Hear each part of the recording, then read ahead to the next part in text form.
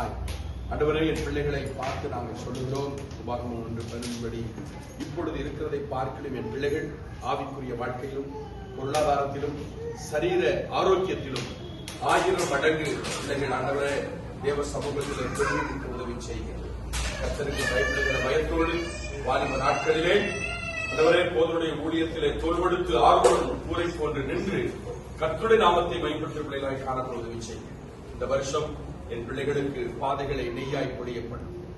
கிறிஸ்துவின் வாசனை வீசுகிற பிள்ளைகளாய் காணப்பட உதவி செய்கிறார்.